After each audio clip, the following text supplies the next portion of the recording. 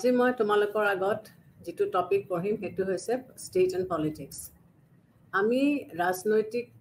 ছাত্ৰ ষ্টুডেণ্ট হিচাপে বা ছাত্ৰ হিচাপে ৰাজনীতিবিদ পঢ়া ষ্টুডেণ্ট বা ছাত্ৰই আমি কিছুমান শব্দ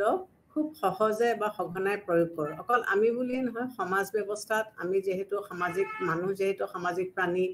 আৰু আমি সমাজত বসবাস কৰোঁ, গতিকে আমি কিছুমান শব্দ অধিকাৰ, স্বাধীনতা, স্বতন্ত্ৰতা আমি চকু নুমুদি পেলাইও আমি সেই কথাবিলাক কওঁ, মানে ভাবিয়েই নাচাওঁ যে ইয়াৰনো আচলতে প্ৰকৃত অৰ্থ কি। ঠিক তেনেকৈ অকল স্বাধীনতা, স্বতন্ত্ৰতা এইবিলাকেই নহয়, আৰু কিছুমান শব্দ আছে আমি যিবিলাক ৰাজনীতি বিজ্ঞানত খুব সঘনাই প্ৰয়োগ কৰোঁ। আমি এটা শব্দ কওঁ পলিটিক্স। বহুত সময়ত মই পাইছোঁ যে ল'ৰা ছোৱালীয়ে যেতিয়া কলেজৰ বাৰাণ্ডাত থিয় হৈ থাকে যে তোমালোকৰ কিহৰ ক্লাছ আছে, এতিয়া কয় যে মেডাম আমাৰ পলিটিক্সৰ ক্লাছ আছে। এতিয়া পলিটিক্সৰ ক্লাছ নে পলিটিকেল চায়েন্সৰ ক্লাছ? গতিকে পলিটিক্সনো কি বস্তু, পলিটিকেল চায়েন্সনো কি বস্তু, আজি এই দুটা বস্তু আমি অলপমান চাম।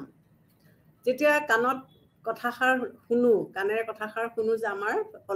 পলিটিক্সৰ ক্লাছ আছে, তেতিয়া মোৰ মনত ভাৱ হয় যে পলিটিক্সটোনো কি বস্তু। আমি সাধাৰণতে কি হয়, কমনলি আমি এটা শব্দ ব্যৱহাৰ কৰোঁ যে এওঁ বৰ পলিটিক্স কৰে, এওঁ একেবাৰে পলিটিচিয়ানৰ নিচিনা, এওঁ কথাই প্ৰতি পলিটিক্সেই কৰে। তাৰমানে পলিটিক্সনো কি? পলিটিক্স বুলি কওঁতে আমি এনেকুৱা ধৰণৰ কিছুমান কাৰ্যকলাপক বুজাওঁ যিটো আমাৰ ৰাজনৈতিক যিসকল নেতা আছে, এই ৰাজনৈতিক নেতাসকলে যিবিলাক কাৰ্যকলাপ কৰি চলে বা ফুৰে, সেইবিলাককে ৰাজনীতি বুলি কয় নেকি? প্ৰকৃতাৰ্থত এখন দেশ চলিবলৈ যিবিলাক ব্যৱস্থা, সাধাৰণতে আমি কি দেখোঁ যে মানুহ সদায় সমাজত বাস কৰে। মানুহ কেৱল সামাজিক প্ৰাণীয়েই নহয়, মানুহৰ কিছুমান ৰাজনৈতিক দিশো আছে। গতিকে সমাজ পাতি ৰাজনৈতিক দিশ কিছুমান চলাই যাওঁতে মানুহৰ কি হয়, কিছুমান ক্ষেত্ৰত সংঘৰ্ষ হয়, দ্বন্দ্ব হয়। আৰু এই দ্বন্দ্ব বা এই সংঘৰ্ষবিলাক মিটাই পেলাই যিটো এটা অনুকূল পৰিৱেশৰ বা পৰিস্থিতিৰ সৃষ্টি কৰা হয়, সেইটোৱে হৈছে পলিটিক্স। তাৰমানে দৈনন্দিন জীৱন চলাই নিবৰ কাৰণে এখন ৰাষ্ট্ৰই যিখিনি কাম কৰিবলগীয়া হয়, সেই কামখিনিয়ে হৈছে পলিটিক্স। গতিকে কেতিয়াবা আমি কিছুমান মানুহে কয় যে মই বৰ চিধা চাধা মানুহ, মই কোনো পলিটিক্সত নাই, মই পলিটিক্স একো বুজি নাপাওঁ। আচলতে সেইটো এটা সম্পূৰ্ণ ভুল ধাৰণা। পলিটিক্স হৈছে ৰাষ্ট্ৰৰ লগত জড়িত, ক্ষমতাৰ লগত জড়িত এটা গত। গতিকে ৰাষ্ট্ৰ য'তেই থাকিব তাত পাৱাৰ কনচেপ্টটো সদায় আহিব। গতিকে পাৱাৰৰ মাধ্যমেৰে আমি যিটো মাধ্যমেৰে ক্ষমতা আৰু গোটাম বা তাক সুৰক্ষণ কৰিম বা তাক ৰাখিম, সেইটোৱে হৈছে পলিটিক্স। গতিকে পলিটিক্সক আমি এটা বৃহৎ বা এটা ব্ৰডাৰ কনচেপ্টৰ ফালৰ পৰা আমি চাব পাৰোঁ বা এটা নেৰ' কনচেপ্টৰ ফালৰ পৰাও আমি চাব পাৰোঁ। নেৰ' কনচেপ্টৰ ফালৰ পৰা যদি চাওঁ, তেতিয়াহ'লে ৰাজনীতি বুলি ক'লে কি বুজায়, যিসকল ৰাজনৈতিক নেতাই প্ৰশাসন চলোৱা যিবিলাক কাৰ্যকলাপ কৰে, সেইটোৱে হৈছে ৰাজনীতি। কিন্তু যদি আমি এটা ব্ৰডাৰ পাৱাৰ বা কনচেপ্টৰ ফালৰ পৰা চাওঁ, তেতিয়াহ'লে পাৱাৰটো কেতিয়াও এটা এবষ্ট্ৰেক্ট কনচেপ্ট নহয়, ই আকাশত ওলমি থাকিব নোৱাৰে, ই সদায় সমাজৰ লগত বা জনসাধাৰণৰ লগত জড়িত হৈ থাকিব লাগিব। গতিকে ব্ৰডাৰ চেন্সত আমি চাবলৈ হ'লে আমি কি দেখিম যে ই সদায় ব্যক্তিৰ লগত জড়িত আৰু ক্ষমতা প্ৰয়োগ কৰিলেহে তেতিয়া ক্ষমতা বা ৰাজনীতি হ'ব। গতিকে ক্ষমতাটো অকল থাকিলেই নহ'ব এবষ্ট্ৰেক্ট ৱে, ইয়াক আকৌ আমি ইমপ্লিমেণ্ট বা ইয়াক আকৌ আমি প্ৰয়োগ কৰিব লাগিব। গতিকে পলিটিক্স সদায় ষ্টেট ক্ষমতাৰ লগত, ৰাষ্ট্ৰৰ ক্ষমতাৰ লগত জড়িত, it is related to state power. গতিকে ক্ষমতা নাথাকিলে তেতিয়া ষ্টেটৰ এক্টিভিটিছবিলাক কেনেকৈ চলিব। গতিকে পলিটিক্স বুলি ক'বলৈ গ'লে ৰাজনৈতিক নেতাসকলে কৰা ক্ৰিয়াটোকে আমি পলিটিক্স বুলি আমি ক'ব নোৱাৰোঁ। তেওঁলোকে এখন সমাজত যিবিলাক দ্বন্দ্ব, এখন সমাজত যিবিলাক সংঘৰ্ষ হয়, এই দ্বন্দ্ববিলাক বা এই সংঘৰ্ষবিলাক নাইকিয়া কৰিবৰ কাৰণে তেওঁলোকে যিটো প্ৰক্ৰিয়া লয়, সেইটোকে আমি ৰাজনীতি বুলি আমি ক'ব পাৰোঁ। পলিটিক্সক বা ৰাজনীতিক আমি এটা নেৰ' ৱেত আমি পঢ়িব পাৰোঁ বা এটা ব্ৰডাৰ ৱেত আমি পঢ়িব পাৰোঁ। নেৰ' ৱেত বা নেৰ' চেন্সত ল'লে যে ৰাজনৈতিক নেতাসকলে যিবিলাক কাৰ্যকলাপ কৰে, সেইটোৱে হৈছে ৰাজনীতি। কিন্তু সেইটো হৈছে খুব ঠেক গণ্ডিৰ ভিতৰত আমি পলিটিক্স বা ৰাজনীতি বিজ্ঞানক আমি চাইছোঁ। গতিকে ইমান ঠেক গণ্ডিত বা ইমান এটা নেৰ' ভিত্তিত চালে আমি নহ'ব। গতিকে পলিটিক্সক যদি আমি এটা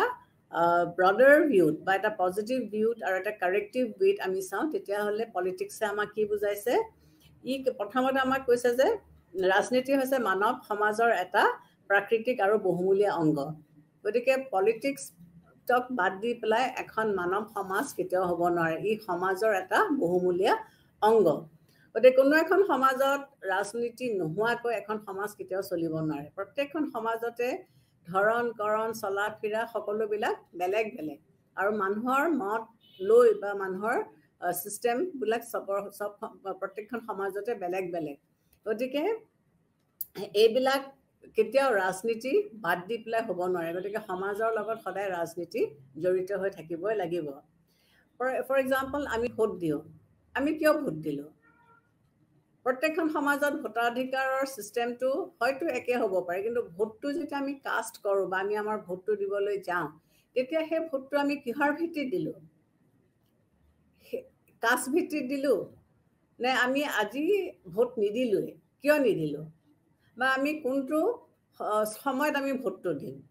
গতিকে ভোটক লৈ পেলাই আমি যিখিনি গণনা কৰিলোঁ সেইটোৱে হৈছে ৰাজনীতি আৰু এই ভোটৰ বিনিময়ত যিসকল মানুহে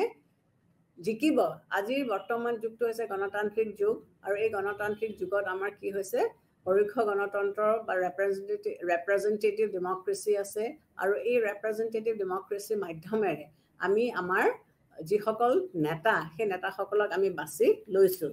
গতিকে এই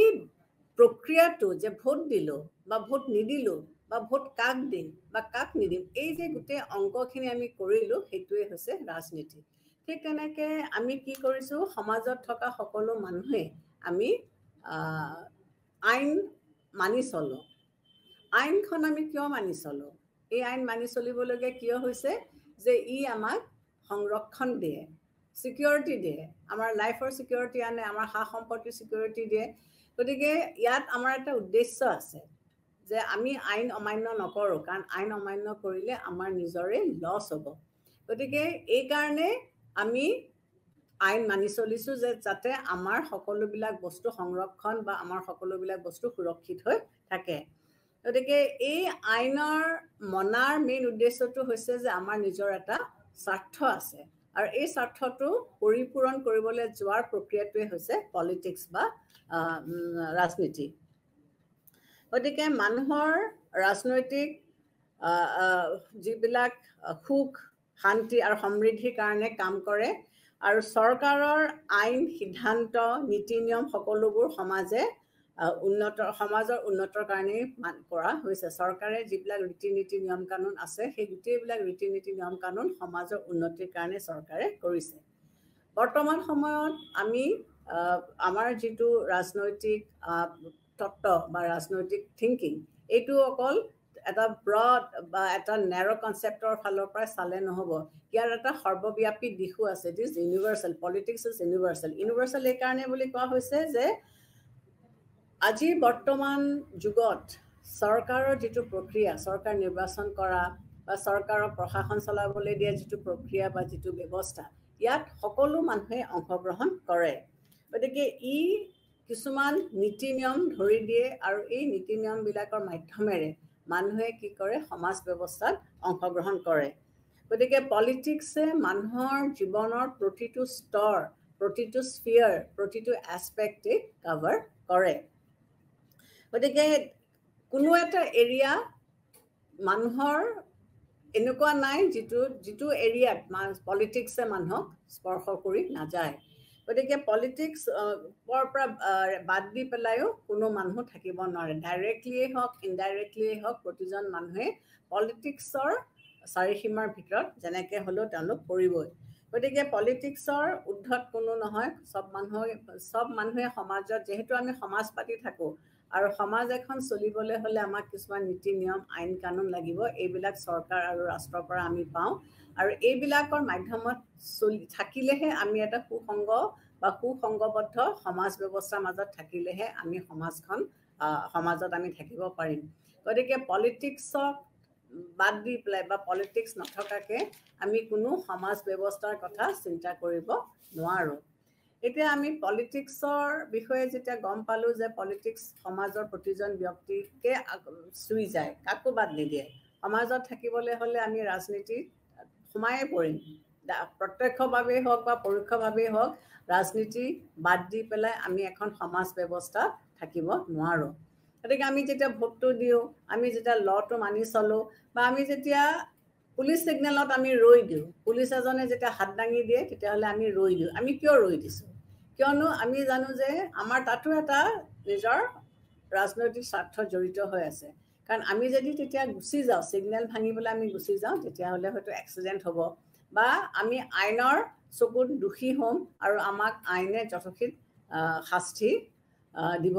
গতিকে এইবিলাক আমি কেতিয়াও অৱমাননা নকৰোঁ বা মানি নলোৱাকৈ আমি নচলোঁ।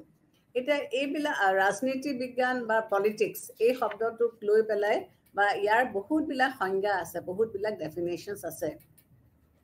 এলেন বলে কি কৈছে? তেওঁ কৈছে যে politics is an activity, not a moral prescriptions, it is an universal activity.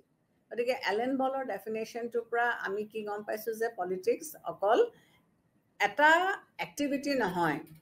বা এইটো এটা নৈতিক এখন প্ৰেছক্ৰিপশ্যন নহয়, ইট ইজ ইউনিভাৰ্চেল। সমাজৰ প্ৰতিখন, পৃথিৱীৰ সকলো দেশৰ প্ৰতিখন সমাজকে ই স্পৰ্শ কৰি যায়। ঠিক তেনেকৈ ৰাজনীতি বিজ্ঞানবিদ মাৰ্শ্বেল বাৰ্মানে কি কৈছে যে আমি যেহেতু সমাজত থাকোঁ,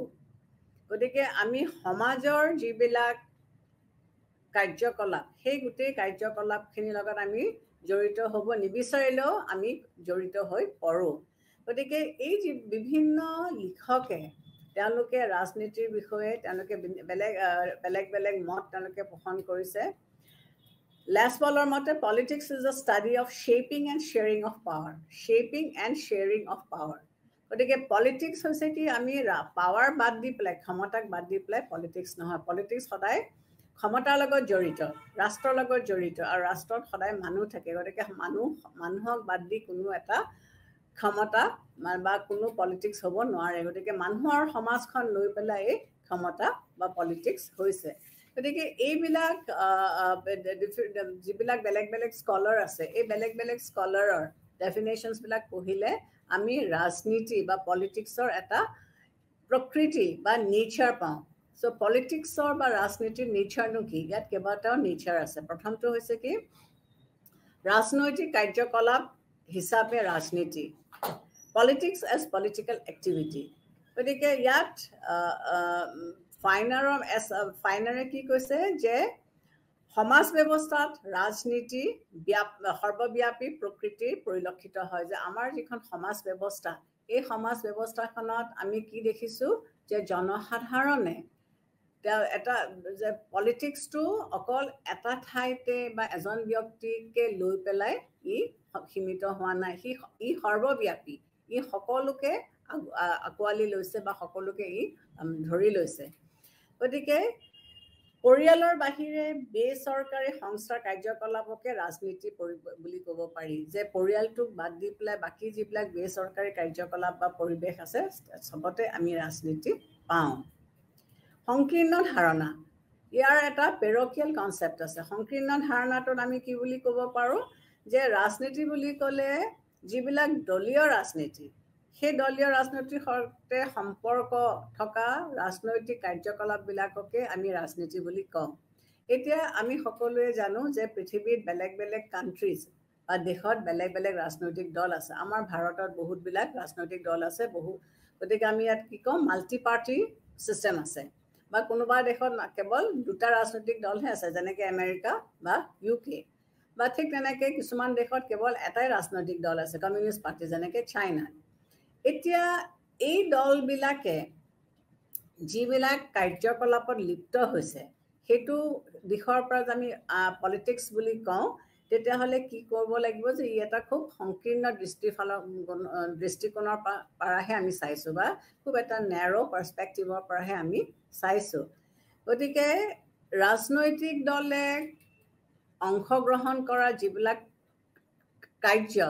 যিবিলাকত ক্ৰিয়া বা প্ৰতিক্ৰিয়া হয়, অকল সেইখিনিকে আমি ৰাজনীতি বুলি ক'লে নহ'ব, তেতিয়াহ'লে ই খুব এটা নেৰ' গণ্ডিৰ পৰা তাক বিশ্লেষণ কৰা হ'ব।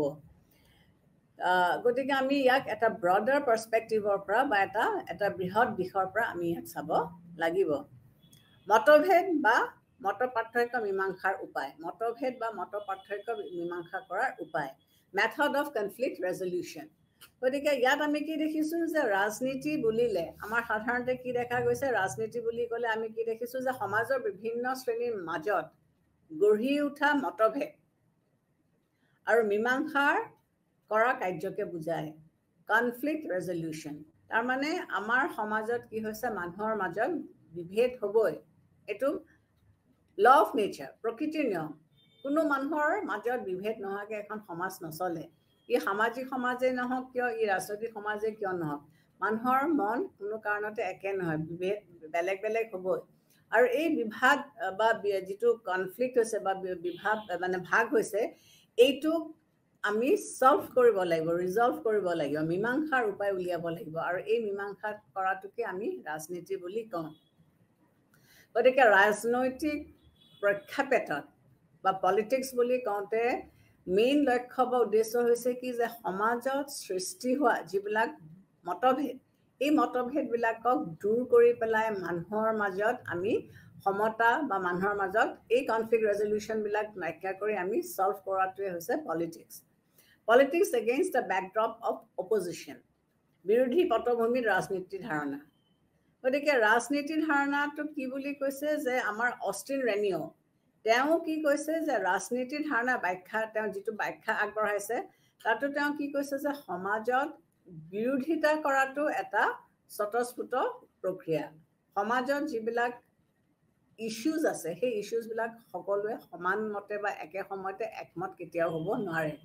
এইবিলাকৰ মাজত বিৰোধিতা হ'বই। আৰু এই বিৰোধিতাটো কৰাই হৈছে যে আমাৰ পলিটিক্সৰ লক্ষ্য। বিৰোধিতাটো কেনেকৈ তাক নাইকিয়া কৰিব বা তাক কেনেকৈ একগোট কৰিব, এইটোৱে হৈছে তাৰ মেইন লক্ষ্য বা উদ্দেশ্য। গতিকে পলিটিকেল কনফ্লিক্ট যিটো, it is not an unfortunate temporary এবাৰেশ্যন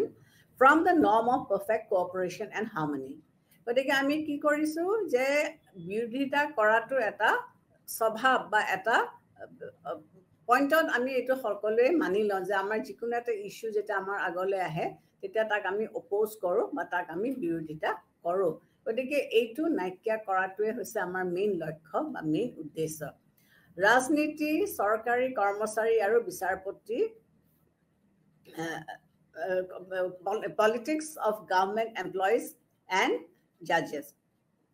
গতিকে ইংলেণ্ডৰ ক্ষেত্ৰতে হওক বা ভাৰতবৰ্ষৰ ক্ষেত্ৰতেই হওক, আমাৰ যিসকল চৰকাৰী কৰ্মচাৰী আছে, এই চৰকাৰী কৰ্মচাৰীসকলে প্ৰত্যক্ষভাৱে, বিশেষকৈ ইংলেণ্ডত তেওঁলোকে প্ৰত্যক্ষভাৱে কোনো ধৰণৰ ৰাজনৈতিক দলৰ লগত জড়িত হ'ব নোৱাৰে। কিন্তু এইটো নুবুজায় যে তেওঁলোকৰ কোনো মত প্ৰকাশ কৰাৰ বা তেওঁলোকৰ কাৰ্যকলাপে সেই ৰাজনৈতিক দলটোৰ ওপৰত যে প্ৰভাৱ নেপেলাব, সেইটোও নহয়। তেওঁলোকে প্ৰত্যক্ষভাৱে কোনো এটা ৰাজনৈতিক দলৰ লগত তেওঁলোক জড়িত হ'ব নোৱাৰে ঠিকেই, কিন্তু তেওঁলোকৰ মত প্ৰকাশ কৰি পেলাই সেই ৰাজনৈতিক দলটোৱে কৰিবলৈ ওলোৱা কিছুমান কাৰ্যকলাপৰ ওপৰত তেওঁলোকে প্ৰভাৱ বিস্তাৰ কৰিব পাৰে। ঠিক সেইদৰে জাজসকল, এই জাজসকলেও কি কৰিব নোৱাৰে, তেওঁলোক নিৰপেক্ষ হৈ থাকিব লাগিব।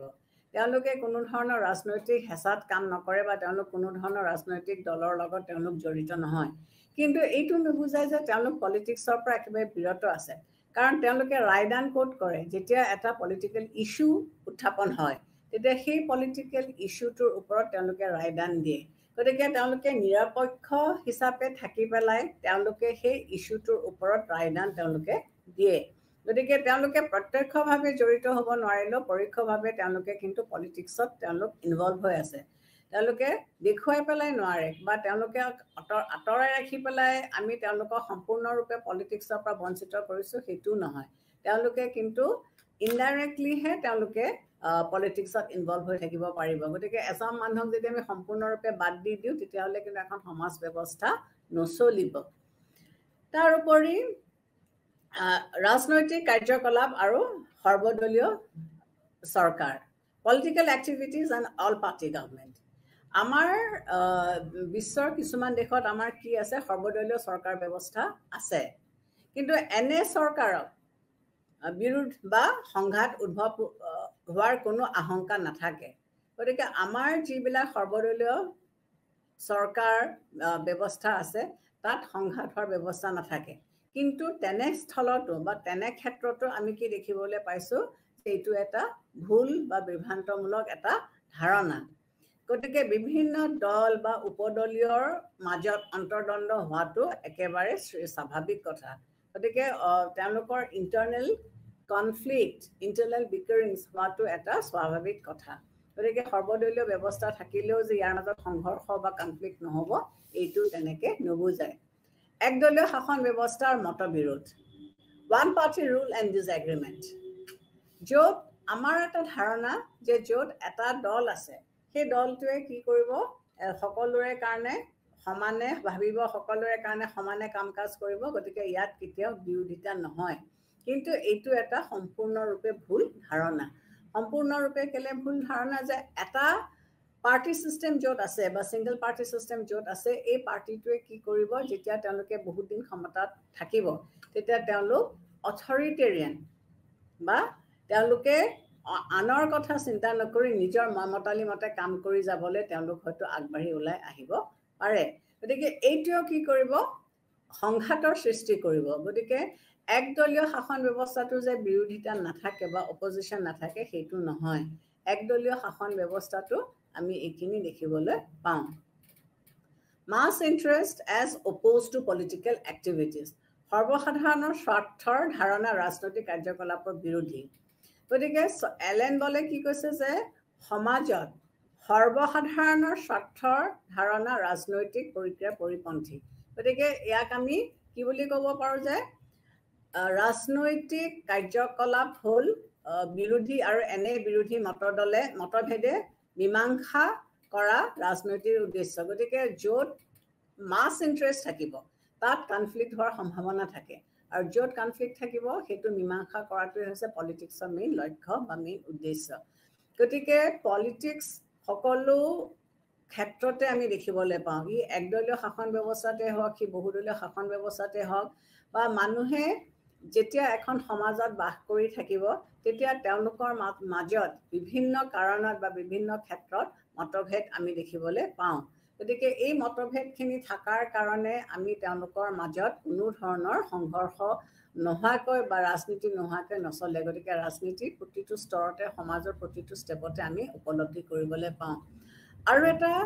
প্ৰকৃতি বা নেচাৰ আমি ৰাজনীতিৰ কি দেখিবলৈ পাইছোঁ যে resource scarcity and political activities resource scarcity এখন দেশখনৰ সম্পদ অপৰ্যাপ্তই থাকক বা কমেই থাকক তেতিয়াও কি হ'ব এটা কনফ্লিক্টৰ সৃষ্টি হ'ব যেতিয়া ৰিচোৰ্চেছ বেছি থাকিব বা ৰিচোৰ্চেছ কম থাকিব তেতিয়া চৰকাৰে এই বস্তুবিলাক সমবিতৰণ কৰিবলৈ পাৰিছেনে নাই বা সমাজৰ সকলো শ্ৰেণীৰ লোকে এই সুবিধাসমূহ পাইছেনে নাই এইটো লৈ পেলাই সংঘৰ্ষ হ'ব যে সকলো মানুহে ইয়াৰ সুবিধাখিনি পাইছেনে যদি বহুত আছে তেতিয়াহ'লে চৰকাৰে সকলোকে সমানে বিলাই দিছে নে কিছুমান বেছি থকা মানে বেছিভাগ মানুহৰ যাৰ টকা পইচা বা সা সুবিধা বেছি আছে তেওঁলোকে বেছিকৈ নিছে এইটো এটা প্ৰশ্ন আমাৰ মনলৈ আহে গতিকে এইটো একো কনফ্লিক্টৰ সৃষ্টি কৰিব বা যদি কম আছে তেতিয়াহ'লে সম্পদ যদি কম আছে কোনে পাব গতিকে আকৌ এটা ৰাজনীতিৰ সৃষ্টি ইয়াত হ'ল গতিকে ৰাজনীতিৰ এই প্ৰক্ৰিয়াবোৰ বা নেচাৰবিলাক পঢ়িলে আমাৰ কেইটামান আমি সিদ্ধান্তলৈ আমি উপনীত হ'ব পাৰোঁ বা আমি আহিব পাৰোঁ প্ৰথমতে কি কৈছে যে ৰাজনীতি বৃহত্তৰ সামাজিক প্ৰক্ৰিয়াৰ এটা অংশ ৰাজনীতি হৈছে বৃহত্তৰ সামাজিক প্ৰক্ৰিয়াৰ এটা অংশ ৰাজনীতি এটা পাৰ্ট সামাজিক প্ৰক্ৰিয়াটোৰ এটা পাৰ্ট আমাৰ সমাজত আৰু ৰাজনৈতিক যিটো বাতাবৰণ সমাজ বা ৰাজনীতিৰ লগত আমাৰ কিছুমান গোষ্ঠী বা কিছুমান দল বা কিছুমান সংগঠন জড়িত হৈ আছে আৰু এই গোষ্ঠী দল বা সংগঠনৰ মাজত কিছুমান আন্তঃক্ৰিয়া কিছুমান আদান প্ৰদান হয় কিছুমান এক্টিভিটিজ গিভ এণ্ড টেক কিছুমান একশ্যনছ এণ্ড ৰিয়েকশ্যনছ হয় এই একশ্যনছ ৰিয়েকশ্যনছটোকে আমি ৰাজনীতি বুলি কওঁ গতিকে ৰাজনীতি হৈছে এটা বৃহৎ সমাজ প্ৰক্ৰিয়াৰ এটা অংগ গোটেই সমাজখন চলি থকা যিটো প্ৰক্ৰিয়া বা যিটো প্ৰচেছ তাৰ এটা অংগ গতিকে সমাজত বিভিন্ন ৰাজনৈতিক দল আছে অনুষ্ঠান আছে সংগঠন আছে এইবিলাকৰ মাজত কিন্তু এখন সমাজ চলি থাকিবৰ কাৰণে কিছুমান আদান প্ৰদান হয় কিছুমান ক্ৰিয়া প্ৰতিক্ৰিয়া হয় এই ক্ৰিয়া আৰু প্ৰতিক্ৰিয়াসমূহে হৈছে ৰাজনীতি জনসাধাৰণৰ উমৈহতীয়া স্বাৰ্থ ৰক্ষাৰ সুৰক্ষাৰ বাবে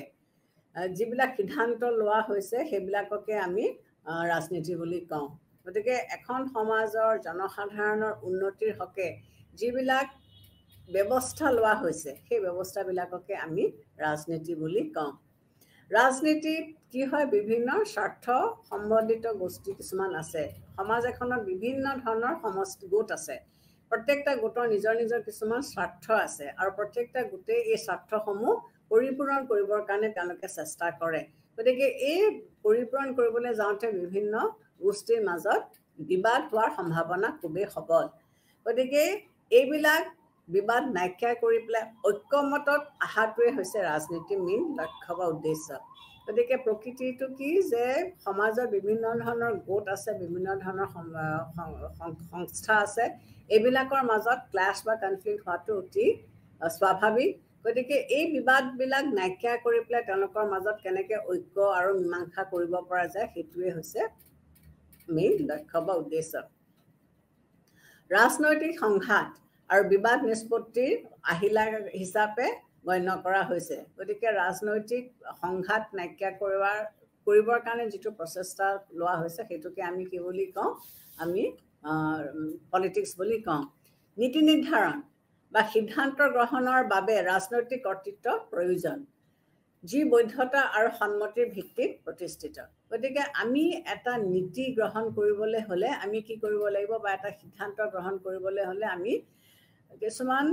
ৰাজনৈতিক কৰ্তৃত্বৰ ওপৰত আমি নিৰ্ভৰশীল ৰাজনৈতিক কৰ্তৃত্বৰ প্ৰয়োজন গতিকে ই বৈধতা আৰু সন্মতিৰ ভিত্তিত সৃষ্টি হয় গতিকে সেই যে ল বা আইন আমি মানি ল'লোঁ বা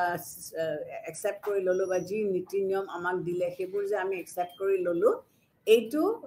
এই যে প্ৰক্ৰিয়াটোৰ মাজেৰে আমি গ'লোঁ এই প্ৰক্ৰিয়াটোৰ মাজেৰে যোৱাটোৱে হৈছে আমাৰ ৰাজনীতি বা পলিটিক্স গতিকে এটা কথাই আমি ক'ব পাৰোঁ যে সমাজত ৰাজনীতি সদায়ে চলি থাকিব আৰু এখন সমাজত ৰাজনীতিক বাদ দি পেলাই এখন সমাজ কেতিয়াও হ'ব নোৱাৰে গতিকে পলিটিক্স হৈছে সমাজৰ এটা অংগ সমাজখনক বাদ দি পেলাই মানে ৰাজনীতিক বাদ দি পেলাই এখন সমাজ নাথাকে গতিকে এতিয়া আমি কি দেখিছোঁ যে এতিয়া আমি চাওঁ পলিটিকেল ৰাজনৈতিক তত্ত্ব বা পলিটিকেল থিয়ৰী বুলি ক'লে কি বুজায় যে কিছুমান প্ৰক্ৰিয়া এখন দেশ চলাৰ যিবিলাক ৰীতি নীতি যিবিলাক নিয়ম যিবিলাক ব্যৱস্থা আমি লৈছোঁ এই ৰীতি নীতি বা ব্যৱস্থাসমূহক আমি কি বুলি কৈছোঁ এটা সৰ্বসিদ্ধান্তত আমি আহিছোঁ যে এখন চৰকাৰ এনেকুৱা পৰিস্থিতিত যে বিপ্লৱ হৈছে বিপ্লৱনো কিয় হ'ল বিপ্লৱ সমাধান হোৱাৰ পিছত সমাজখন কেনেকৈ গঠন কৰা হ'ল বা এখন সমাজত ধৰ্ম আৰু ৰাজনীতি এই দুটা লৈ পেলাই কিবা সংঘাত হৈছে নেকি কিবা কনফ্লিক্ট হৈছে নেকি এই যে বিভিন্ন ধৰণৰ প্ৰশ্নবিলাক আমাৰ মনত উদ্ভৱ আহিল এইবিলাকৰ কাৰণে আমি কিছুমান ইউনিভাৰ্চেল সিদ্ধান্ত আমি ল'লোঁ আমি বাছি উলিয়াই পেলালোঁ আৰু কিছুমান ফিলচফাৰে এইবিলাকক এটা থিয়ৰিটিকেল ফ্ৰেমৱৰ্কৰ ভিতৰত আনিলে যে এটা থিয়ৰিটিকেল ফ্ৰেমৱৰ্কৰ ভিতৰত আমি আনিছোঁ গতিকে এইটোৱে হৈছে থিয়ৰি যে থিয়ৰিটিকেল ফ্ৰেমৱৰ্ক বুলি কওঁতে বিভিন্ন লিখকে বিভিন্ন ধৰণৰ তেওঁলোকে ডেফিনেশ্যনছবিলাক দিছে গতিকে in a very broad sense আমি কি ক'ব পাৰোঁ যে political theory is nothing about politics or relevant to politics however in its specific and narrow' sense it is the discipline investigations of political problems গতিকে ৰাজনৈতিক তত্ত্ব এই তত্ত্বটোৱে আমাক কি দিছে বা কি বিচাৰিছে যে আমি সমাজ এখন যেতিয়া চলি থাকিব সমাজ এখনত যিবিলাক বস্তু আছে সেইবিলাক আমি এটা এটা তাত্ত্বিক দিশৰ পৰা আমি বিশ্লেষণ কৰি চাওঁ, এটা তাত্ত্বিক দিশৰ পৰা আমি তাক পৰ্যবেক্ষণ কৰি চাওঁ, তেতিয়াহে এই থিয়ৰিজবিলাক আমি পাম। গতিকে বিভিন্ন লিখকে আমাৰ আগত বিভিন্ন ধৰণৰ তেওঁলোকে ভাৱধাৰা আমাৰ আগত দিছে, আৰু এই ভাৱধাৰাবিলাক যদি আমি বিশ্লেষণ কৰি চাওঁ, তেতিয়াহ'লে পলিটিকেল থিয়ৰি বুলি কওঁতে আমি এটা কথাই মনত ৰাখিব লাগিব যে যিবিলাক বস্তু আমি যুগ যুগান্তৰ ধৰি পঢ়ি আহিছোঁ, তাক আমি বিশ্লেষণ কৰি, তাক আমি এনালাইজ কৰি, তাক আমি অবজাৰ্ভ কৰি আমি কিছুমান সিদ্ধান্তলৈ আহিছোঁ, আৰু এই সিদ্ধান্তবিলাককে আমাৰ যিবিলাক পলিটিকেল ফিলচফাৰ্ছ আছে তেওঁলোকে এটা থিয়ৰিটিকেল পাৰ্সপেক্টিভ দি পেলাই তাক আমি অধ্যয়ন কৰিবৰ কাৰণে আগবাঢ়ি আহিছোঁ। গতিকে বিভিন্ন লিখকসকলে যিবিলাক ডেফিনেশ্যনছ দিছে, এই ডেফিনেশ্যনছবিলাকৰ পৰা আমি পলিটিকেল থিয়ৰি কিছুমান বৈশিষ্ট্য বা কিছুমান প্ৰকৃতি আমি পাওঁ বা আমাৰ আগত আহে। প্ৰথম প্ৰকৃতিটো কি হৈছে যে politics is theory of politics. Political থিয়ৰিটো কি হৈছে ৰাজনীতিৰ এটা পাৰ্ট বা ৰাজনীতিৰ এটা অংগ। গতিকে ইয়াক যদি আমি বুজিবলৈ হয় বা ইয়াক আমি যদি বিশ্লেষণ কৰিবলৈ হয়, পৰ্যবেক্ষণ কৰিবলৈ হয়, তেতিয়াহ'লে আমি গোটেই তত্ত্বটো ভালকৈ অধ্যয়ন কৰি পেলাই আমি কি কৰিব লাগিব, সেই তত্ত্বটোৰ যদি কিবা দোষ আছে, সেই দোষবিলাক আমি গুচাই পেলাই তাক আমি পলিটিকেল সমাজৰ লগত খাপ খুৱাই পেলাই তাক আমি অধ্যয়ন কৰিব লাগিব। গতিকে যদি ৰাজনৈতিক তত্ত্ব বা থিয়ৰিয়ে কিছুমান ত্ৰুটি, ৰাজনৈতিক তত্ত্বত আমি কিছুমান ত্ৰুটি দেখিবলৈ পাইছোঁ, তেতিয়াহ'লে ইয়াক আমি অধ্যয়ন কৰি এই ত্ৰুটিসমূহ আমি গুচাবৰ কাৰণে আমি চেষ্টা কৰিব লাগিব। পলিটিকেল থিয়ৰি বা তত্ত্ব কি হৈছে এটা আইডিঅলজি, ই এটা ভাৱধাৰাৰ নিচিনা, আৰু এই ভাৱধাৰাটোত কি থাকে, কিছুমান বিশ্বাস থাকে, কিছুমান ভাৱধাৰা থাকে, হৈছে কিছুমান বিলিভছ, ভেলিউজ আৰু আইডিয়াছ। এইবিলাকক আমি কি কৰিছোঁ, জনসাধাৰণৰ আগত দিছোঁ। আমি বিশ্লেষণ কৰি ওলোৱা ভাৱধাৰা, বিশ্বাস, এই ভেলিউজবিলাক আমি জনসাধাৰণৰ আগত দিছোঁ,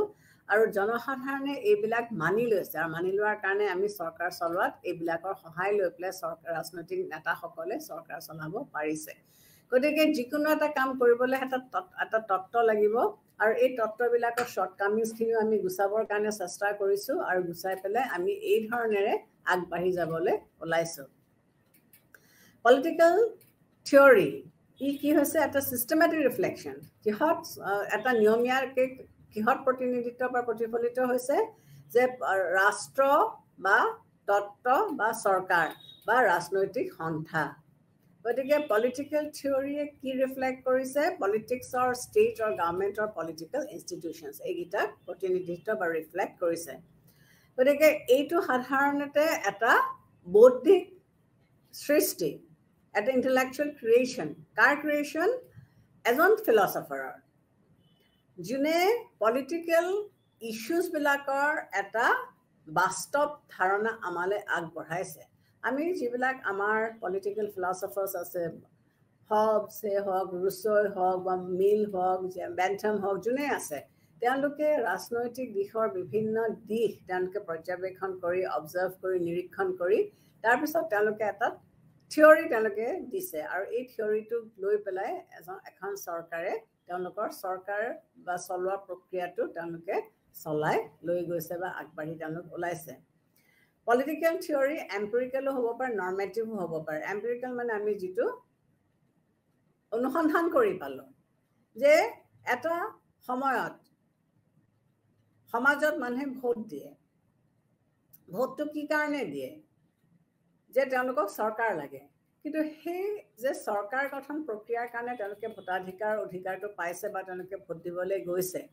এই ভোট দিবলৈ যাওঁতে কিন্তু তেওঁলোকে বিভিন্ন সময়ত বিভিন্ন ধৰণৰ বস্তুৰ দ্বাৰা তেওঁলোক প্ৰভাৱিত হৈছে বা তেওঁলোক ইনফ্লুৱেঞ্চ হৈছে। পলিটিকেল থিয়ৰিয়ে কি কৰিছে, ৰাজনৈতিক সম্পৰ্কৰ সকলো দিশে আঁকোৱালি লৈছে। পলিটিকেল থিয়ৰি বা ৰাজনৈতিক তত্ত্বই ৰাজনৈতিক দিশৰ গোটেইবিলাক দিশ এইটো তেওঁলোকে আঁকোৱালি লৈছে বা সামৰি তেওঁলোকে লৈছে। আৰু ফাইনেলি ৰাজনৈতিক থিয়ৰি বা পলিটিকেল থিয়ৰি বা ৰাজনৈতিক তত্ত্বই কি লৈছে, ই ষ্টেট, ৰাষ্ট্ৰ চৰকাৰ আৰু ৰাজনৈতিক অনুষ্ঠানৰ লগত জড়িত গতিকে পলিটিকেল থিয়ৰি কাৰ লগত জড়িত ৰাষ্ট্ৰ চৰকাৰ আৰু ৰাজনৈতিক অনুষ্ঠানৰ লগত জড়িত গতিকে ৰাজনৈতিক তত্ত্ববিলাক কোনে দিয়ে হিষ্টৰিয়ানছবিলাকে দিয়ে ফিলচফাৰ্ছবিলাকে দিয়ে ইকনমিষ্টসকলে দিয়ে এই ধৰণেৰে যিসকলে সমাজৰ যিবিলাক ৰাজনৈতিক ক্ৰিয়া বা প্ৰতিক্ৰিয়া আছে যিবিলাকে বিশ্লেষণ কৰি দেখুৱাই দিয়ে তেওঁলোকে সমাজত এটা থিয়ৰি বা তত্ত্ব তেওঁলোকে দি যায় গতিকে পলিটিকেল থিয়ৰি বুলি কওঁতে আমি কি কৰিব পাৰোঁ তাক আমি কেইবাটাও ভাগত আমি বিশ্লেষণ কৰি চাব পাৰোঁ এটা হৈছে লিবাৰেল পলিটিকেল থিয়ৰি এটা হৈছে মাৰ্কছিষ্ট পলিটিকেল থিয়ৰি এটা হৈছে চাইণ্টিফিক এম্পিৰিকেল বিহেভিয়াৰেল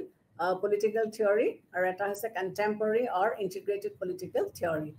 এতিয়া এই পলিটিকেল থিয়ৰিবিলাকে কি কৰিছে সময় সাপেক্ষে তেওঁলোকৰ ভাৱধাৰাবোৰ বা তেওঁলোকৰ তত্ত্ববিলাক কিন্তু বেলেগ বেলেগ হৈ আহিছে এতিয়া যেনেকৈ লিবাৰেল থিয়ৰি বা ক্লাছিকেল থিয়ৰিনো কি দিব বিচাৰিছে এওঁলোকে কি ক'ব বিচাৰিছে যে আমাৰ যিসকল এনচিয়েণ্ট গ্ৰীক ফিলচফাৰ আছে গ্ৰীক নগৰাষ্ট্ৰ আছিলে এই এনচিয়েণ্ট গ্ৰীক ফিলচফি বা এনচিয়েণ্ট গ্ৰীক নগৰাষ্ট্ৰবিলাকতে কি হৈছিলে তত্ত্ব বা থিয়ৰিটিকেল পাৰ্সপেক্টিভটো তেওঁলোকে অধ্যয়ন কৰিছিলে আমি সেই সময়ত যেতিয়া গ্ৰীক নগৰ ৰাষ্ট্ৰবিলাক আছিলে এই গ্ৰীক নগৰ ৰাষ্ট্ৰবিলাক থাকোঁতে আমি কি দেখিবলৈ পাইছিলোঁ আমি এটা বস্তু দেখিবলৈ পাইছিলোঁ যে তেওঁলোকে কিহৰ ওপৰত গুৰুত্ব দিছিলে তেওঁলোকে ষ্টেটৰ ওপৰত গুৰুত্ব দিছিলে যে এখন ষ্টেট কেনেকুৱা হ'ব লাগে আইডিয়েল ষ্টেট এখননো কেনেকুৱা হ'ব লাগে তাত কেনেকুৱা ধৰণৰ মানুহ থাকিব লাগিব কেনেকুৱা ধৰণৰ ৰজা থাকিব লাগিব নাগৰিকসকলক কেনেকুৱা ধৰণৰ আমি সা সুবিধা দি পেলাই তেওঁলোকক কেনেকৈ আমি লালন পালন কৰিব লাগিব এই ধৰণে তেওঁলোকে গুৰুত্ব বা ষ্টেটৰ ওপৰত তেওঁলোকে কৈছিলে গতিকে আইডিয়েল ষ্টেটৰ তেওঁলোকে নেচাৰ কেনেকুৱা হ'ব লাগিব দ্য ষ্টেটৰ কৰ্তৃত্ব কেনেকুৱা হ'ব লাগিব অথৰিটি অফ দ্য ষ্টেট কেনেকুৱা হ'ব লাগিব বা তাত যদি কিবা কাৰণে বিপ্লৱ হয় সেই বিপ্লৱনো কিহৰ কাৰণে হৈছিলে সেই বিপ্লৱৰ সমাধান কেনেকৈ উলিয়াব পৰা যায় বা ইণ্ডিভিজুৱেলৰ ষ্টেটৰ মাজত কি সম্পৰ্ক সেই সময়ৰ পলিটিকেল যিটো কনচেপ্ট গ্ৰীক নগৰ ৰাষ্ট্ৰবিলাকত আছিলে তেওঁলোকে এই আইডিয়েল ষ্টেটৰ ওপৰত গুৰুত্ব দি পেলাই তেওঁলোকে নগৰ বা পলিটিক্স বা পলিটিকেল থিয়ৰি বা তত্ত্ব তেওঁলোকে উলিয়াইছিলে প্লেটো আৰু এৰিষ্টটল এওঁলোকৰ ভাৱধাৰাও 1900 শতিকালৈকে বা 19বিংশ শতিকালৈকে এইটো কেৰি অভাৰ কৰিছিলে গতিকে প্লেটোৰ তেওঁৰ যিখন গ্ৰন্থ ৰিপাব্লিক এই ৰিপাব্লিকখনতো বা এৰিষ্টটলৰ যিখন পলিটিক্স এই গ্ৰন্থকেইখনতো তেওঁলোকে এখন আইডিয়েল ষ্টেট কেনেকুৱা ধৰণৰ হ'ব লাগে তাৰ এটা আভাস তেওঁলোকে দাঙি ধৰিছিলে যে এখন আইডিয়েল ষ্টেটটো কেনেকুৱা হ'ব লাগে সেইটোৰ বিষয়ে তেওঁলোকে আমাৰ আগত দাঙি ধৰিছে গতিকে তেওঁলোকে কি কৈছিলে যে এখন ষ্টেট আটাইতকৈ ভাল কেতিয়া হ'ব বা ষ্টেট এখনৰ ৰেভলিউশ্যন বিপ্লৱ কেতিয়া হয় বা কিয় হয় চিটিজেনশ্বিপ নাগৰিকত্ব কাক আমি নাগৰিকত্ব দিম কাক আমি বঞ্চিত কৰিম আৰু বঞ্চিত কৰাৰ কাৰণটোনো কি বা আমি সেই সময়ৰ যি সময়ত গ্ৰীক নগৰ ৰাষ্ট্ৰ আছে তাত আমি যিসকল মহিলা আছিলে বা যিসকল দাস আছিলে এইবিলাকক আমি নাগৰিকত্ব দিয়া নাছিলোঁ তেওঁলোকক তেতিয়াহ'লে আমি কি বুলি ভাবিছিলোঁ বা কিয় নিদিলোঁ কাৰণ তেওঁলোকে কিছুমান ক্ৰাইটেৰিয়া ধৰি দিছিলে যে মহিলাসকলৰ কাম হৈছে কি ঘৰৰ ভিতৰত থাকি ঘৰখন চোৱা চিতা কৰা আৰু দাসসকলৰ কাম হৈছে কি যে যিসকল আভিজাত্য শ্ৰেণীৰ লোক আছিলে এই আভিজাত্য শ্ৰেণীৰ লোকসকলক সকলো সময়তে তেওঁলোকক সহায় সুবিধা কৰা যাতে এই সকল মানুহে হাতত অফুৰন্ত সময় পায় আৰু এই সময়খিনি তেওঁলোকে ৰাজনীতিত খটুৱাব পাৰে গতিকে এইদৰে তেওঁলোকে এখন নগৰ ৰাষ্ট্ৰ তেওঁলোকে ভাবি লৈছিলে বা বাছি লৈছিলে বা এইটোৱে সেই সময়ৰ তেওঁলোকৰ পলিটিকেল থিয়ৰিজবিলাক এই ধৰণে তেওঁলোকে উৎপত্তি কৰিছিল বা আৱিৰ্ভাৱ কৰিছিলে তাৰপিছত যেতিয়া মধ্যযুগ আহিলে মেডিয়েভেল পিৰিয়ড আহিলে মেডিয়েভেল পিৰিয়ডত আকৌ কনচেপ্টবিলাক অকণমান বেলেগ হ'ল তেতিয়া কি হ'ল চাৰ্চ আৰু ষ্টেটৰ মাজত তেওঁলোকৰ সংঘৰ্ষৰ এটা সৃষ্টি হ'ল যে চাৰ্চ বেছি পাৱাৰফুল নে ষ্টেট বেছি পাৱাৰফুল গতিকে ক্ষমতা লৈ তেওঁলোকৰ মাজত এটা দ্বন্দ্ব হ'ল আৰু ইংলেণ্ডৰ যিটো গ্লৰিয়াছ ৰেভলিউশ্যন 1688ৰ এই গ্লৰিয়াছ ৰেভলিউশ্যনৰ পিছতে লাহে লাহে কি হ'ল যে ষ্টেটৰ পাৱাৰ বৃদ্ধি হ'বলৈ ধৰিলে আৰু চাৰ্চ বা ৰজাৰ ক্ষমতা লাহে লাহে কমি আহিবলৈ ধৰিলে গতিকে এইদৰে মেডিয়েভেল পিৰিয়ডত বা মধ্যযুগত আকৌ দ্য থিয়ৰিটিকেল কনচেপ্টবিলাক অকণমান বেলেগ হ'ল তাৰপিছত ইউৰোপত কি হ'ল নতুন নতুন কিছুমান 16th century 15th centuryত কি হ'ল কিছুমান নেশ্যন ষ্টেটৰ সৃষ্টি হ'ল বা আবিৰ্ভাৱ হ'ল এই নেশ্যন ষ্টেটবিলাকে কি কৰিলে ৰাষ্ট্ৰখন চলোৱাত কিছুমান নতুন নতুন তত্ত্ব বা নতুন নতুন থিয়ৰি তেওঁলোকে আনি দিলে এই তত্ত্ববিলাকে কিহৰ ওপৰত গুৰুত্ব দিলে সাৰ্বভৌমত্বৰ ওপৰত গুৰুত্ব আহি পৰিলে তাৰ আগলৈকে ষ্টেটৰ সাৰ্বভৌমত্বৰ কথাটো অহা নাছিলে গতিকে 15th 16th century কি হ'ল যে ষ্টেটৰ সাৰ্বভৌমত্ব ক্ষমতা থাকিব লাগিব হবছ লক ৰুছই কি কৰিলে তেওঁলোকে ছ'চিয়েল কণ্ট্ৰেক্ট থিয়ৰি সামাজিক চুক্তি তত্ত্বটো তেওঁলোকে আনিলে আৰু এই সামাজিক চুক্তি তত্ত্বটোৰ মেইন লক্ষ্য বা থিয়ৰিটোৰ মেইন কনচেপ্টটো কি আছিলে যে সমাজত যিসকল নাগৰিক আছে সেই নাগৰিকসকল আগতে যিটো প্ৰাকৃতিক অৱস্থাত আছিলে তাত তেওঁলোক হবছৰ মতে তেওঁলোক সুৰক্ষিত বা সংৰক্ষিত হৈ নাছিলে গতিকে তেওঁলোকে ষ্টেটৰ হাতত সকলোখিনি ক্ষমতা দি পেলাই নিজৰ প্ৰতিৰক্ষাৰ ব্যৱস্থা তেওঁলোকে কৰিব বিচাৰিছিলে লকে আকৌ অকণমান বেলেগকৈ কৈছিলে তেওঁৰ যিখন প্ৰকৃতিক ৰাজ্য আছিলে তাত মানুহৰ অৱস্থা ইমান বেয়া নাছিলে কিন্তু মানুহে ক্ৰমান্বয়ে নিজেই সেই প্ৰকৃতিক ৰাষ্ট্ৰখনৰ পৰা ওলাই গৈ পেলাই তেওঁলোকে কিছুমান ব্যক্তিৰ হাতত ক্ষমতা দি দিলে যাতে তেওঁলোকৰ মাধ্যমেৰে এওঁলোকক জীৱন এওঁলোকৰ সা সম্পত্তি সুৰক্ষিত কৰিব পৰা যায় কিন্তু লগতে তেওঁলোকে নিজৰ হাতত এটা ক্ষমতা ৰাখিলে যে যদি কিবা কাৰণে এই ব্যক্তিসকলে ভালকৈ তেওঁলোকক সংৰক্ষিত কৰিব নোৱাৰে তেতিয়াহ'লে তেওঁলোকক গুচাই পেলাই আকৌ তেওঁলোকে বেলেগ চৰকাৰ পাতিব গতিকে কনষ্টিটিউচনেল ফৰ্ম অফ গভৰ্ণমেণ্টৰ কনচেপ্টটো তেতিয়াৰ পৰাই লাহে লাহে সমাজলৈ আহিলে তাৰপিছত গতিকে তেতিয়া পপুলাৰ ছভাৰেনিটি বা জেনেৰেল উইল ৰুছই যিটো কথা কৈছিলে ৰুছৰ concept of general greatest good of the greatest number এই এনেকুৱা ধৰণৰ নতুন নতুন তত্ত্বই কি হ'ল দেখা দিলে তাৰপিছতে 1800 শতিকাত কি হ'ল আকৌ এটা নতুন পৰিৱেশে দেখা দিলে সেই সময়ত ফৰাচী বিপ্লৱ হৈছিলে বা আমেৰিকান ৱাৰ অফ ইণ্ডিপেণ্ডেন্স হৈছিলে এইবিলাক কিয় হৈছিলেনো কাৰণ সেই সময়ত সমাজত যিসকল মানুহ আছিলে এই সমাজত থকা মানুহখিনিৰ মাজত যথেষ্ট তেওঁলোকক অন্যায় কৰা হৈছিলে বা তেওঁলোকক শোষণ কৰা হৈছিলে বা ক্লাছ মানে তেওঁলোক এটা শোষণৰ বা এটা চেপত তেওঁলোক পৰিছিলে গতিকে তেওঁলোকে তাৰ পৰা ওলাই আহিবৰ কাৰণে তেওঁলোকে বিদ্ৰোহ কৰিলে গতিকে ফৰাচী বিপ্লৱৰ মেইন বা মূল মন্ত্ৰ কি আছিলে যে লিবাৰ্টি ইকুৱেলিটি এণ্ড ফ্ৰেটাৰ্নিটি তেওঁলোকে শোষণত থাকিব আৰু তেওঁলোকে বিচৰা নাই গতিকে এটা নতুন কনচেপ্ট বা তত্ত্বই দেখা দিলে এই নতুন তত্ত্ববিলাক হ'ল কি মানুহৰ অধিকাৰ তেতিয়া ষ্টেট ছভাৰেনিটিৰ লগে লগে মানুহৰ অধিকাৰৰ কথা আহিলে যে মানুহ যদি মানুহ হিচাপে জীয়াই থাকিবলৈ হয় তেতিয়াহ'লে মানুহক কিছুমান অধিকাৰ দিব লাগিব কিছুমান স্বাধীনতা দিব লাগিব মানুহক কিছুমান স্বতন্ত্ৰতা দিব লাগিব গতিকে সেই সময়ত নাগৰিকৰ কিছুমান নতুন নতুন কনচেপ্ট আহিলে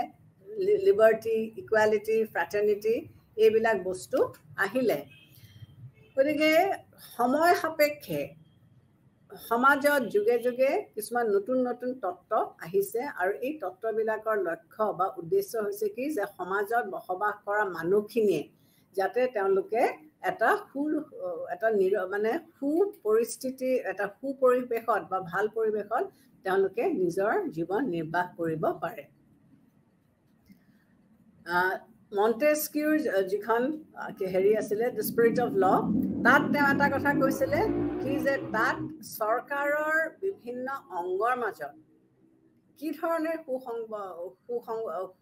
ৰিলেশ্যনশ্বিপ বা গুড ৰিলেশ্যনশ্বিপ মেইনটেইন কৰিব পৰা যায় সেইটোৰ বিষয়ে তেওঁ কৈছিলে চ' তেওঁ ক্ষমতাৰ পৃথকীকৰণৰ ওপৰত তেওঁ গুৰুত্ব দিছিলে আৰু এই পৃথকীকৰণ থাকিলে তেওঁৰ ধাৰণা হৈছিলে কি যে জনসাধাৰণৰ অধিকাৰ আৰু স্বাধীনতা থাকিব গতিকে তেওঁ চৰকাৰৰ তিনিটা বিভাগ লেজিসলেচাৰ এক্সিকিউটিভ আৰু জুডিচিয়াৰী এই তিনিটা বিভাগকে তেওঁ বেলেগে তেওঁ ৰাখিব বিচাৰিছিলে আৰু ইটোৱে সিটোক এটা মিউচুৱেল চেক এণ্ড বেলেঞ্চ পৰস্পৰক চেক এণ্ড বেলেঞ্চ কৰি ৰাখি পেলাই তেওঁলোকে চৰকাৰক বা প্ৰত্যেকটা অৰ্গেনকে তেওঁলোকে ডেছপটিক হোৱাৰ পৰা তেওঁলোকে বিৰত ৰাখিব পাৰিব তাৰপিছতে বাকী যিবিলাক মাৰ্কছিষ্ট যিটো থিয়ৰি আছিলে বা যিটো লিবাৰেল পলিটিকেল থিয়ৰি আছিলে এই লিবাৰেল পলিটিকেল থিয়ৰিটোৰ সময়ত কি হৈছিলে সামাজিকৰণ প্ৰক্ৰিয়াটো ৰাজনৈতিক সামাজিকৰণ প্ৰক্ৰিয়াটো আৰম্ভ হৈছিলে পলিটিকেল ছ'চিয়েলাইজেশ্যন প্ৰচেছটো আৰম্ভ হৈছিলে আৰু ইয়াত কি কৰিলে এই সময়ত কি হ'ল যে আধুনিক গণতন্ত্ৰ বৃদ্ধি হ'বলৈ ধৰিলে আৰু ইয়াত কি হ'ল ইণ্ডাষ্ট্ৰিয়েল ৰেভলিউশ্যন হ'ল ঔদ্যোগিক বিপ্লৱ হ'ল ইণ্ডাষ্ট্ৰিয়েল ৰেভলিউশ্যন হ'ল আৰু ইণ্ডাষ্ট্ৰিয়েল ৰেভলিউশ্যনে কি কৰিলে এটা নতুন পৰিৱেশৰ সৃষ্টি কৰিলে যিটোৱে ৰাজনৈতিক তত্ত্বৰ এটা সম্পূৰ্ণ পৰিৱৰ্তন আনি দিলে গতিকে ক্লাছিকেল পলিটিকেল যিটো থিয়ৰী এইটোৱে কি কৰিলে এইটোৱে কি আনিবলৈ চেষ্টা কৰিলে যে এটা নতুন ধাৰণা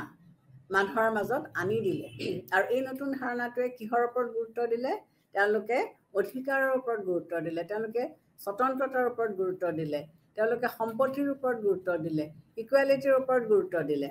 জাষ্টিস তাৰ পাছত ন্যায় তেওঁলোকে এখন ষ্টেট কেনেকৈ ফাংচন কৰিব এখন ষ্টেটে কেনেকৈ কাম কৰিব এইবিলাকৰ ওপৰত তেওঁলোকে লাহে লাহে গুৰুত্ব দিবলৈ ধৰিলে গতিকে ইয়াত কি হ'ল এটা কল্যাণকামী ৰাষ্ট্ৰৰ কনচেপ্ট আহিলে গতিকে আমাৰ যিটো লিবাৰেল পলিটিকেল থিয়ৰী তেওঁলোকে মানুহৰ মাজত এটা ৱেলফেয়াৰ ষ্টেটৰ কনচেপ্ট আনি পেলাই ষ্টেটে কেনেকৈ জনসাধাৰণৰ সৰ্বাংগীন উন্নতি সাধন কৰিব এইটোৰ ওপৰত তেওঁলোকে লাহে লাহে বা বেছিকৈ গুৰুত্ব দিবলৈ ধৰিলে মাৰ্কছিষ্ট যিটো থিয়ৰী আছিলে মাৰ্কছিষ্টে কি কৰিছিলে যে তেওঁলোকে উদ্যোগীকৰণ হোৱাৰ কাৰণে কি হ'ল সমাজত এটা বেলেগ অৰ্থনৈতিক ক্লাছৰ সৃষ্টি হৈছিলে যিটোৱে এই ইণ্ডাষ্ট্ৰিয়েল ৰেভলিউশ্যনৰ বেনিফিটছখিনি তেওঁলোকে গোটেইখিনি নিজৰ ফাললৈ তেওঁলোকে ল'বলৈ চেষ্টা কৰিছিলে বা সক্ষম হৈছিলে হয়তো কিছু দূৰলৈকে গতিকে তেতিয়া কি হ'ল সমাজখনত দুটা ভাগত বিভক্ত হৈ গ'ল এটা ভাগ যোনে ইণ্ডাষ্ট্ৰিয়েল ৰেভলিউশ্যনৰ সুবিধাটো লৈ পেলাই তেওঁলোকৰ টকা পইচা ইত্যাদি তেওঁলোকৰ বাঢ়ি গ'ল আৰু তেওঁলোকে সেই চামটোৰ হাতত টেকন'লজি নলেজ গোটেইবিলাক উৎপাদনৰ গোটেইবিলাক আহিলা তেওঁলোকৰ হাতত আছিলে গতিকে তেওঁলোকে এইবিলাক লৈ পেলাই সমাজত যিসকল দুৰ্বল শ্ৰেণীৰ লোক আছিলে যিবিলাক দুখীয়া শ্ৰেণীৰ লোক আছিলে তেওঁলোকৰ ওপৰত তেওঁলোকে প্ৰভাৱ বিস্তাৰ কৰিবলৈ ধৰিলে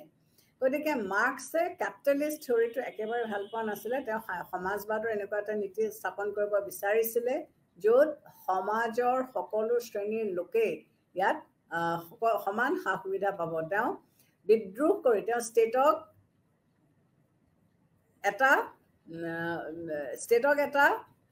আহিলা বুলি ভাবিছিলে যিটোৱে সমাজৰ অন্য মানুহৰ ওপৰত তেওঁলোকে মানে ক্ষমতা বিস্তাৰ কৰি পেলাই কণ্ট্ৰল কৰে গতিকে ষ্টেটক নাইকিয়া কৰিব বিচাৰিছিলে আৰু তেওঁলোকে কি কৰিব বিচাৰিছিলে এনেকুৱা এখন প্ৰলিটেৰিয়েটৰ সমাজ ব্যৱস্থা বিচাৰিছিলে য'ত তেওঁলোকে ৰাজত্ব কৰিব আৰু সকলো মানুহৰ মাজত সমতা প্ৰতিষ্ঠা হ'ব সো ষ্টেটৰ ওপৰত তেওঁ বিশেষ এটা ভাল ধাৰণা তেওঁৰ নাছিলে বিহেভিয়াৰেল ৰেভলিউশ্যনটো হ'ল কি যে এইটো সময়ত কি হ'ল 20th চেঞ্চুৰীত এটা নতুন ভাৱধাৰাই দিলে যে পলিটিক্স যেতিয়া তেওঁলোকে চাব বা পলিটিকেল তত্ত্বটো যেতিয়া তেওঁলোকে চাব তেতিয়া সেইটো তেওঁলোকে কিহৰ লগত ৰিলেট কৰিব যে হিউমেন বিহেভিয়াৰটো কেনেকুৱা বিহেভিয়াৰেলৰ পিছতে আকৌ পোষ্ট বিহেভিয়াৰেলিজমো আহি গ'ল যে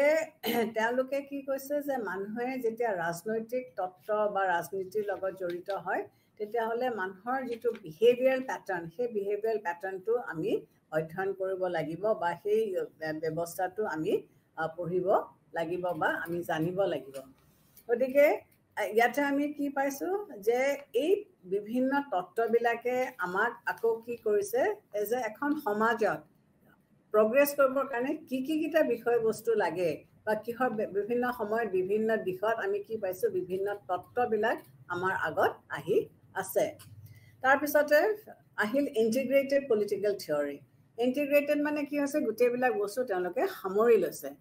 নৰ্মেটিভ চাইণ্টিফিক স্কুলৰ কথা এওঁলোকে কি কৈছে যে এইটোৱে কি কৰিছে যে কিছুমান নতুন নতুন ভাৱধাৰা তেওঁলোকে আনি দিছে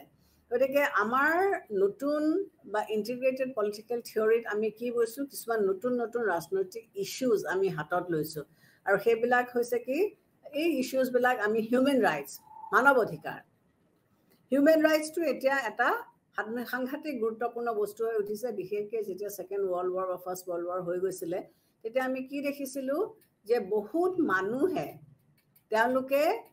যিটো ধৰণে থাকিব বিচাৰিছিলে বা মানুহ হিচাপে থাকিবলৈ আমাক যিখিনি বস্তু লাগিছিলে সেইখিনিৰ পৰা আমি বঞ্চিত হৈছিলোঁ। গতিকে এতিয়া প্ৰতিখন সমাজতে যাতে মানুহে মানুহ হিচাপে জীয়াই থাকিব পাৰে, গতিকে মানৱ অধিকাৰ বা হিউমেন ৰাইটছৰ ওপৰত আজিৰ বৰ্তমান পলিটিকেল থিয়ৰীৰ মেইন লক্ষ্য বা উদ্দেশ্য হৈছে যে মানৱ অধিকাৰৰ ওপৰত গুৰুত্ব দিয়াটো। Environment, ecology, feminism, sustainable development, terrorism, globalisation, এইবিলাক বস্তু এতিয়া বিশ্লেষণ কৰে আৰু এনালাইজ কৰে। গতিকে সময়ে সময়ে বিভিন্ন তত্ত্ব ওলাইছে আৰু এই বিভিন্ন তত্ত্ববিলাকে আমাক সময়ে সময়ে বিভিন্ন ধৰণৰ থিয়ৰিজ আমাৰ আগত দিছে আৰু যিটো ধৰণেৰে সমাজ এখন চলিবৰ কাৰণে চেষ্টা কৰা হৈছে। গতিকে পলিটিকেল থিয়ৰী একেবাৰে ইৰেলিভেণ্ট বুলি আমি নক'ব নোৱাৰোঁ, ইয়াত কিছুমান ৰেলিভেঞ্চি আছে। গতিকে পলিটিকেল চায়েন্স ডেভেলপমেণ্টত পলিটিকেল থিয়ৰীৰ যথেষ্টখিনি অৰিহণা আছে। গতিকে পলিটিকেল থিয়ৰী আমি যদি পঢ়োঁ তেতিয়া আমি কি লাভ হ'ব বা আমাৰ কি উপকাৰ হ'ব যে আমি কিছুমান চাইণ্টিফিক ল আমি পাম আৰু ই কিছুমান আমাক অল্টাৰনেটিভ পাব্লিক পলিচিজ দিব। পলিটিকেল থিয়ৰীৰ মাধ্যমেৰে আমি কিছুমান চাইণ্টিফিক লজ আমি পাম আৰু এই চাইণ্টিফিক লজবিলাকৰ মাধ্যমেৰে আমি কেনেকৈ কিছুমান অল্টাৰনেটিভ পাব্লিক পলিচিজ আমি আনিব পাৰোঁ সেইটো আমি পঢ়িবলৈ পাম। পলিটিকেল থিয়ৰী বা ৰাজনৈতিক তত্ত্ব হৈছে কি এটা সংগঠনৰ উৎস, যিকোনো এটা সংগঠনৰ উৎস, আৰু ই আমাক বিভিন্ন ধৰণৰ ৰাজনৈতিক ব্যৱস্থাবিলাক পৰ্যবেক্ষণ আৰু তাক বিশ্লেষণ কৰিবলৈ আমাক সুবিধা দিয়ে। পলিটিকেল থিয়ৰী বা ৰাজনৈতিক তত্ত্বই আমাক কি কৰিবলৈ দিয়ে? তত্ত্ব, ইয়াৰ ভাৱধাৰা আৰু ইয়াক কি ধৰণেৰে আমি এপ্ৰ'চ কৰিব পাৰি, ইয়াৰ বিভিন্ন ধৰণৰ যিবিলাক এপ্ৰ'চ, সেই এপ্ৰ'চবিলাক পাবৰ কাৰণে আমাক সুবিধা বা সুযোগ কৰি দিয়ে। গতিকে পলিটিকেল থিয়ৰীয়ে কি কৰে, যিবিলাক গেপ আছে আমাৰ জ্ঞান আহৰণ কৰাত যিবিলাক গেপ আছে সেই গেপবিলাকক তেওঁলোকে নাইকিয়া কৰিবৰ কাৰণে চেষ্টা কৰে। গতিকে আমাৰ ৰিচাৰ্চ কৰিবলৈ স্কোপ উলিয়াই দিছে যে যদি ৰাজনীতিৰ তত্ত্ব আহৰণ কৰাত বা পলিটিকেল চায়েন্স বিশ্লেষণ কৰাত যদি আমাৰ কিবা অসুবিধা হৈছে বা গেপ আছে তেতিয়াহ'লে আমি এইবিলাকৰ মাধ্যমেৰে আমি কৰিব পাৰোঁ। এতিয়া ৰাজনীতি বিজ্ঞান, আমি সকলোৱে জানো যে ৰাজনীতি বিজ্ঞান এটা বিষয়বস্তু যি ষ্টেট আৰু চৰকাৰৰ বিষয়ে অধ্যয়ন কৰে। এতিয়া এই ষ্টেট আৰু চৰকাৰৰ বিষয়ে অধ্যয়ন কৰি আমি যুগ যুগে কৰি আহিছোঁ আৰু এতিয়া বিভিন্ন ধৰণৰ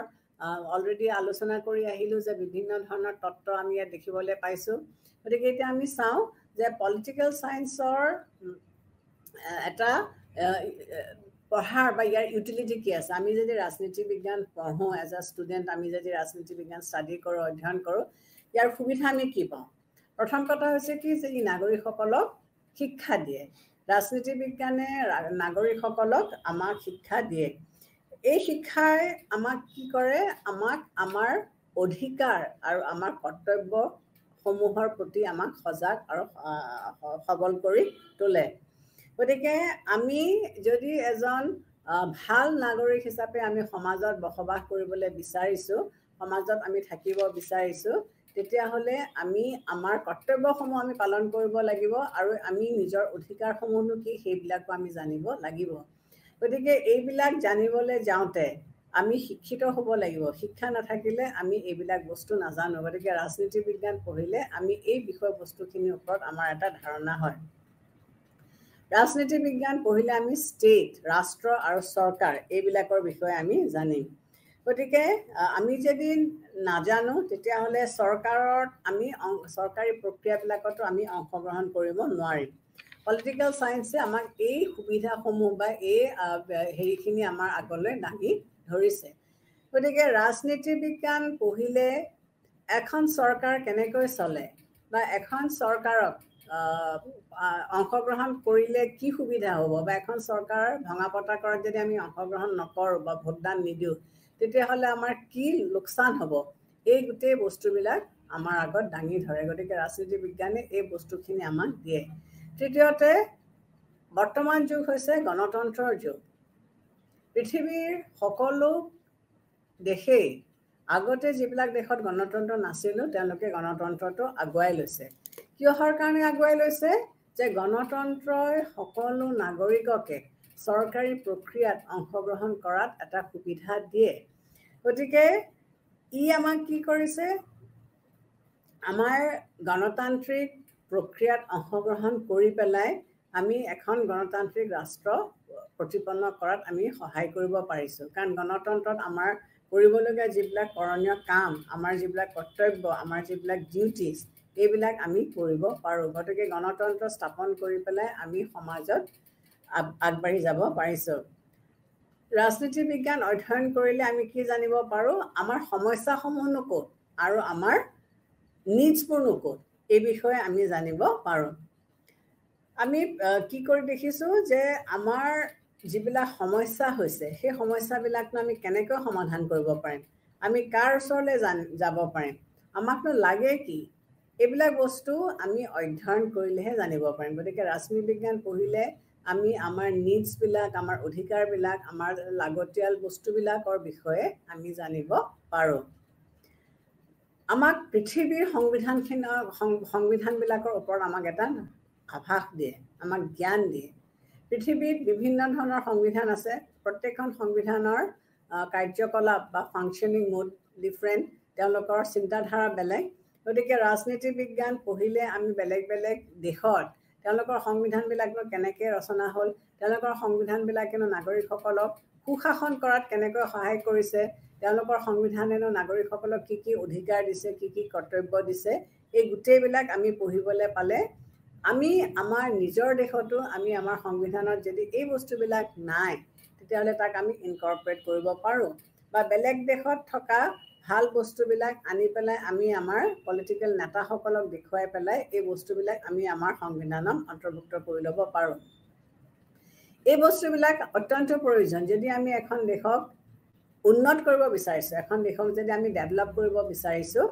তেতিয়াহ'লে আমি এই পৃথিৱীৰ বিভিন্ন সংবিধানসমূহৰ বিষয়ে আমাৰ এটা আভাস বা আমাৰ এটা জ্ঞান থকাটো অত্যন্ত প্ৰয়োজনীয়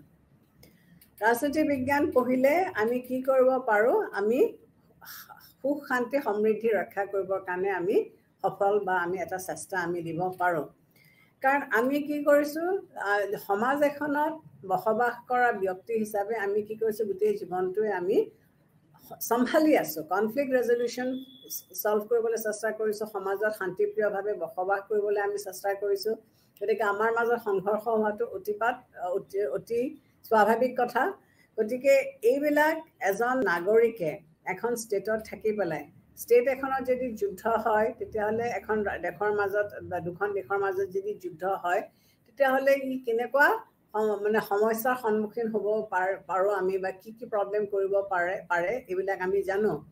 গতিকে আমি শান্তিত থাকিব বিচাৰিছোঁ ইণ্টাৰনেল হওক বা এক্সটাৰ্নেল হওক আজি বৰ্তমান যুগত কোনো এখন দেশৰে কি নাই অন্য এখন দেশৰ লগত আমি যুদ্ধ বিগ্ৰহত আমি সোমাব নোখোজোঁ কাৰণ আমি অলৰেডি ধ্বংসলীলা দেখি গৈছোঁ প্ৰথম মহাযুদ্ধ আৰু দ্বিতীয় মহাযুদ্ধৰ ধ্বংসলীলা আমি দেখি গৈছোঁ আৰু বৰ্তমান ৰাছিয়া আৰু ইউক্ৰেইনৰ মাজত যিটো সংঘৰ্ষ চলি আছে সেইটোৱে পৃথিৱীত কেনেকুৱা ধ্বংসলীলাৰ সৃষ্টি কৰিছে সেইটো আৰু আমাক কোনেও ক'ব নালাগে প্ৰত্যেক দিনাখনে টেলিভিশ্যন বা খবৰ কাগজৰ মাধ্যমেৰে আমি আমাৰ এইবিলাক বস্তু আমি সদায় শুনি পঢ়ি আছোঁ গতিকে আমি তৃতীয় এখন মহাযুদ্ধ হোৱাটো আমি নিবিচাৰোঁ কিয়নো আজি বৰ্তমান যুগত প্ৰত্যেকখন দেশৰে কি হৈছে তেওঁলোকে নিউক্লিয়াৰ ফ'ৰ্চেছ বা নিউক্লিয়াৰ পাৱাৰ চবৰে আছে প্ৰত্যেকখন দেশে সাংঘাতিককৈ নিউক্লিয়াৰ ৱেপন ক্ষেত্ৰত চহকী বা ধনী হৈছে গতিকে তাৰ পৰিণাম আমি ইউক্ৰেইন বা ৰাছিয়াৰ যুদ্ধখনত আমি দেখি আছোঁ গতিকে এতিয়া ৰাজনীতি বিজ্ঞান অধ্যয়ন কৰি পেলাই আমি কেনেকৈ পাৱাৰ মেনেজ কৰিব লাগে কেনেকৈ এখন ষ্টেটৰ লগত এখন কাণ্ট্ৰিৰ লগত আমি কেনেকৈ শান্তি আৰু সমৃদ্ধিৰে আমি থাকিব লাগে এইটো বিষয়ে আমি এটা অধ্যয়ন আমি মানে বিশ্লেষণ কৰিব পাৰোঁ বা অধ্যয়ন কৰিব পাৰোঁ ৰাজনীতি বিজ্ঞান পঢ়িলে আমি আমাৰ ভৱিষ্যতৰ কাৰণে এটা শিক্ষা লাভ আমি কৰিব পাৰোঁ বা আমাৰ ভৱিষ্যতটো সুসংৰক্ষিত কৰিবৰ কাৰণে আমি এই ৰাজনীতি বিজ্ঞান পঢ়াটো অতিয়ে প্ৰয়োজন তাৰোপৰি আজি বৰ্তমান যুগত আন্তঃৰাষ্ট্ৰীয় সমাজ ব্যৱস্থাটো জানিবৰ কাৰণে আমি কি কৰিব লাগিব আমাৰ মাজত এটা আণ্ডাৰষ্টেণ্ডিং থাকিব লাগিব গতিকে আন্তঃৰাষ্ট্ৰীয় ব্যৱস্থাটো জানিবলৈ হ'লে আমি পলিটিকেল সায়েন্স বা ৰাজনীতি বিজ্ঞান আমি অধ্যয়ন কৰাটো অতিকে প্ৰয়োজনীয় তাৰ উপৰি ৰাজনীতি বিজ্ঞান পঢ়িলেহে আমি আসল প্ৰকৃত অৱস্থাত এখন চৰকাৰ কেনেকৈ চলে চৰকাৰে কাম কাজবিলাক কেনেকৈ কৰে সেইবিলাক আমি জানিম কাৰণ আমি যেতিয়া ভোটটো দিবলৈ যাওঁ তেতিয়া আমি সজাগ হওঁ যে চৰকাৰেনো কেনেকৈ কাম কাজ কৰিছে গতিকে এই গোটেই বিষয়বস্তুবিলাক জানিবলৈ হ'লে আমি ৰাজনীতি বিজ্ঞান পঢ়াটো অতি দৰকাৰ বা ইয়াৰ ইউটিলিটিটো আজিৰ যুগত খুবেই আছে ধন্যবাদ থেংক ইউ